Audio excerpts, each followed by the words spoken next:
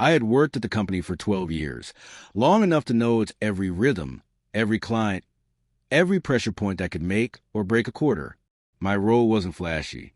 I wasn't in the limelight like the sales team, or basking in public praise like marketing.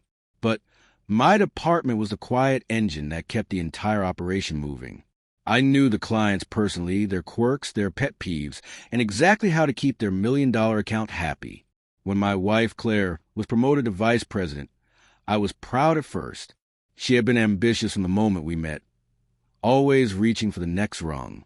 But pride has a way of blinding you to small changes, like the subtle edge in her voice when she spoke to me at work, or the way her praise for my contribution started turning into constructive criticism in front of others. It all came to a head in a Monday morning boardroom meeting. Claire was at the head of the table now, a seat I'd never seen her in before.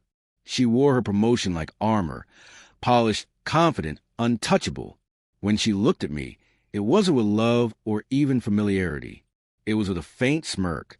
"Your contribution is replaceable, sweetheart," she said, the word sweetheart, dripping with condescension. The room went still. She announced she was restructuring the department, trimming unnecessary roles. And just like that, mine was one of them. My wife had fired me. I walked out of that building numb, my box of personal belongings under my arm. My colleagues avoided eye contact. Some even looked relieved it wasn't them. I didn't fight it. I told myself maybe she really believed it was just business. But then the call started. Not to me. Oh no. To the CEO. To the board. 5 of our top accounts, together worth over $100 million annually, had pulled their contracts. They weren't interested in the new direction. They wanted the person they trusted for over a decade. And that person was me. By week 3, I was getting calls from unknown numbers. I didn't answer. By week 4, the CEO himself showed up at my apartment. He didn't bother with pleasantries.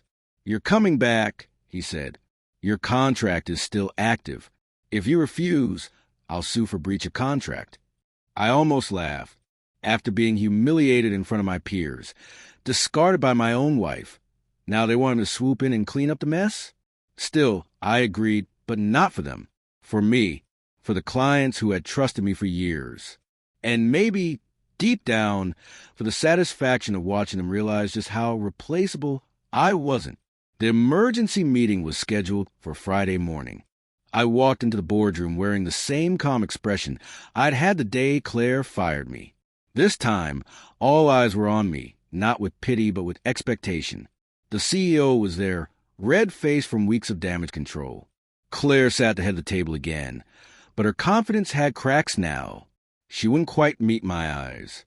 I laid out my plan to win back the accounts. It wasn't magic. It was relationships. It was knowing who needed a call at 6 a.m. and who wanted a quarterly lunch at the same little Italian place in Midtown. It was understanding that sometimes saving a $20 million account meant remembering a client's daughter's birthday. By the end of the meeting, the CEO was nodding. The board members were murmuring approval. And Claire, she was silent. When it was over, the CEO clapped me on the shoulder. "Glad to have you back." I didn't look at her as I left. I didn't need to. The point had been made. In the weeks that followed, the accounts began to return. Slowly at first, then in a wave. I didn't work late for the company anymore. I worked for me. My salary had been renegotiated higher than before, with a contract clause that made me untouchable for the next 3 years. As for Claire, her fall was quieter than her rise. By the next quarter, she was out of the VP role. She told people she was leaving to pursue new opportunities. I knew the truth. She had gambled my loyalty for her ego and lost both. The day I packed my things again, it wasn't a cardboard box. It was in a leather briefcase, my head high, my phone buzzing with offers from other companies. Replaceable? Not anymore.